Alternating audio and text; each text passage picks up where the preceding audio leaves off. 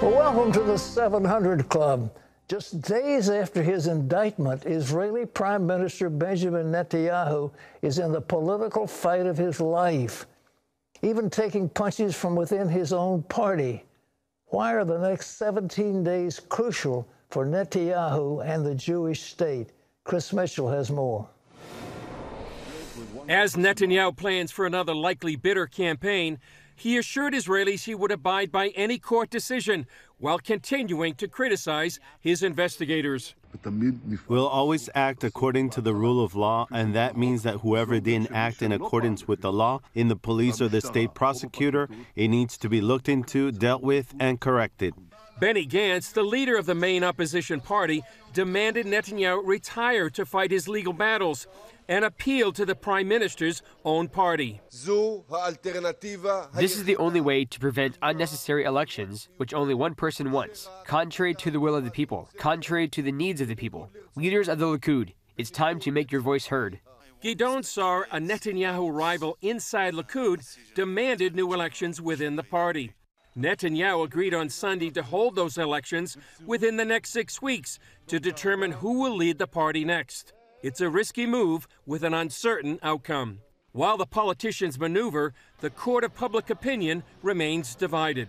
The charges against him are pretty severe, and his response to the charges showed that he is incapable of functioning in a rational way or carrying out any serious decision-making. I'll be happy to know that this is fiction and not true, and that Bibi will continue his term, because Bibi, in my eyes, is one of the best statesmen and politicians in the world. Israel now faces an unprecedented legal situation. Other legal systems do not accept this scenario, and it remains to be seen whether in Israel we will really face this very exceptional, unusual scenario of a person who is at the same time the Prime Minister of Israel and an accused person in very serious charges. For Netanyahu, the next 17 days until December 11th are crucial. Until then, any Knesset member can gather 61 seats and form a new government. Given the legal shadow over Netanyahu, it's possible that various parties could join together to form a government and choose a new prime minister. Chris Mitchell, CBN News, Jerusalem. It's not only confusing there, it's confusing here as another billionaire is throwing his hat into the ring. Is he trying to buy the presidential election? Ephraim Graham has more of our top stories from the CBN newsroom. Pat, former New York City Mayor Michael Bloomberg, one of the world's richest men, has formally launched a Democratic bid for president. He's pledging more than $100 million of his own money and says he won't accept any donations. Dale Hurd is on the story. The announcement by the 77-year-old former Republican ends weeks of speculation and pits the billionaire New Yorker against the billionaire New Yorker in the White House. Bloomberg, a former New York City mayor and media mogul, believes he has what it takes to beat Donald Trump. And now he's taking on him to rebuild a country and restore faith in the dream that defines us. Mike Bloomberg for president. I'm Mike Bloomberg, and I approve this message. But Bloomberg didn't exactly get a warm welcome from the Democrats already running, who say there's too much money in politics. That is why multi-billionaires like Mr. Bloomberg are not going to get very far in this election. Telling billionaires that they can just come and buy elections, that doesn't make a democracy work. Bloomberg, whose net worth is estimated at more than $50 billion, has committed at least $150 million of his fortune on the 2020 campaign. He says he will not accept a single political donation for his campaign or take a salary if elected president. His top campaign issues will be gun control and climate change. But he's seen as a moderate alternative to progressives like Bernie Sanders and Elizabeth Warren, rejecting the Green New Deal and Medicare for All. Bloomberg reportedly sees Joe Biden as his only serious obstacle to the nomination. Mr. Vice President, will Mayor Bloomberg's focus on Super Tuesday states change your strategy in those states at all? No. But Bloomberg's entrance into the race comes just 10 weeks before primary voting begins and shows he believes that the existing Democratic field is weak. Not much concern from President Trump's campaign, with a spokesman telling reporters They can keep adding more names to the pile, but no one beats Trump. Dale Hurd, CBN News. Crowded field continues to grow. Pat? It's, as they say, it's curiouser and curiouser. I don't know what they're going to do, but they just weaken. Everybody that comes in weakens, and it's going to make it easy for Trump to win.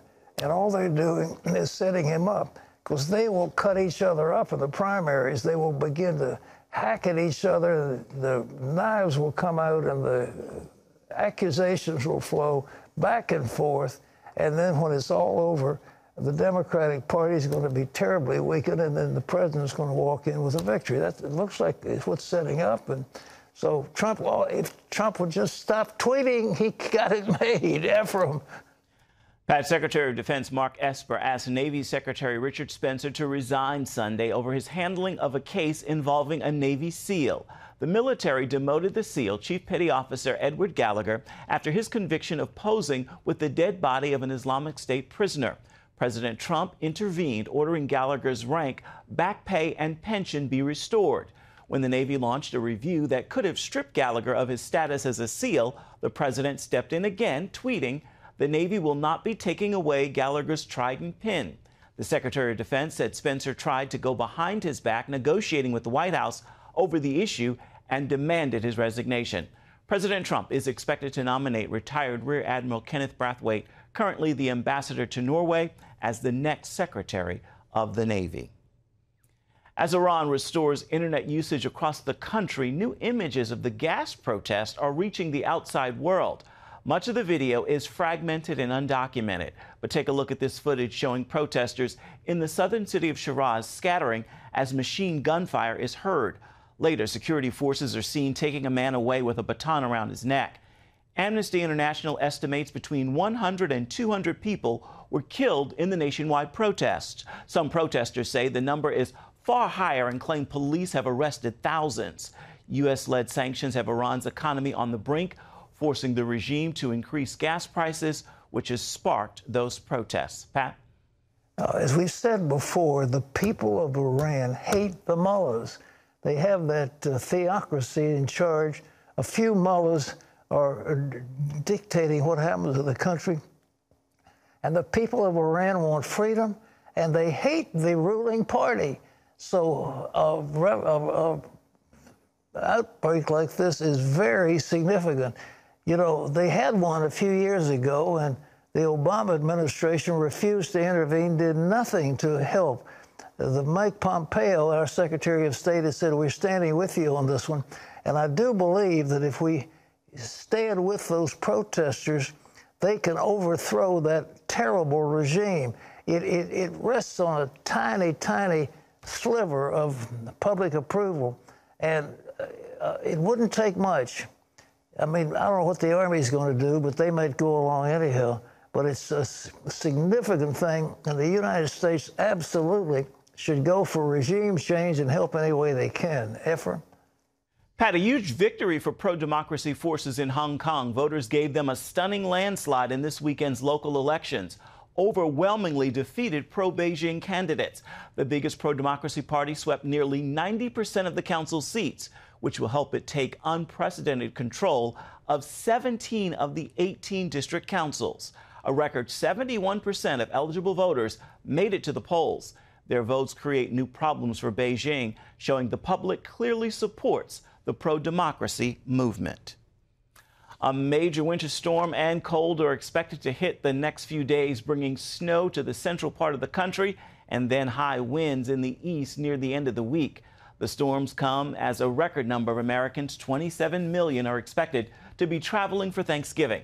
The weather will create winter-like travel conditions. Snow along with rain have already hit the Northeast and parts of the Midwest, with snow driving cars off the road near Dayton, Ohio, and the conditions making driving dangerous in New York and across the region. More snow is coming to the central part of the country.